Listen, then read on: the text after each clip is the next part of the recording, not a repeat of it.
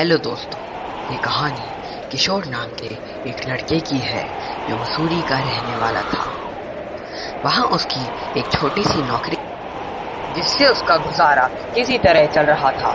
इसीलिए उसने पास ही की एक दुकान में पार्ट टाइम नौकरी करने की सोची। आगे क्या हुआ, आइए देखते हैं। काम के पहले दिन किशोर ने दुकानदार से उसका काम समझा और दुकान की चाबी ली।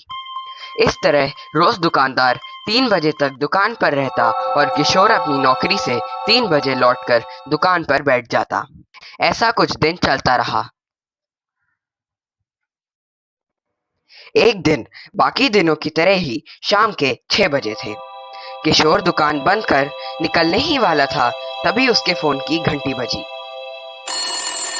कुछ देर सुनने के बाद वह बोला, जी हाँ अंकल, कुछ नहीं होता, मैं 9 बजे तक रुक जाता हूँ, ट्रक से सामान भी अनलोड करवा दूंगा।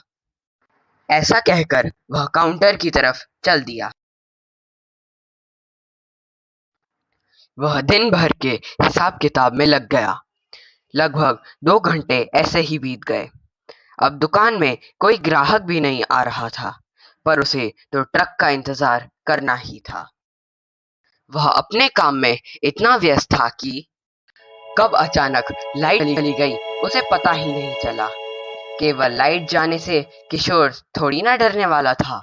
बात तो तब बिगड़ गई जब अंदर के स्टोर रूम से भयानक आवाजें आने लगी, मानो वहां कोई हो, पर दुकान में किशोर के अलावा तो कोई था ही नहीं।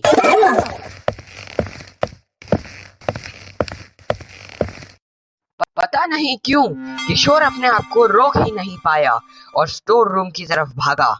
वह अपने फोन का टॉर्च जलाना चाहता था, परंतु उसके हाथ मानो जम से गए हों। वहीं आवाजें आना बंद हो ही नहीं रही थी।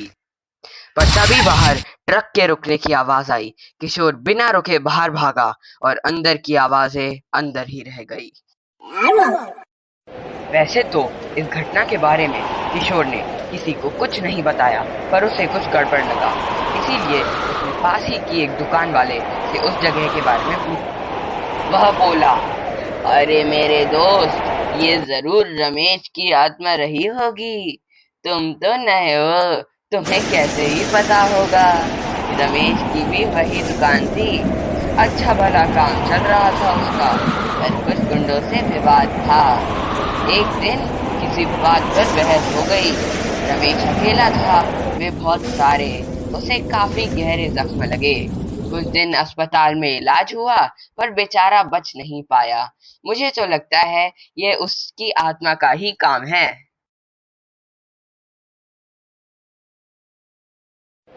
किशोर ने उनकी बातों को मजाक में उड़ा दिया। आपको क्या लगता है, क्या वो कोई छोटा जानवर था या फिर कुछ और?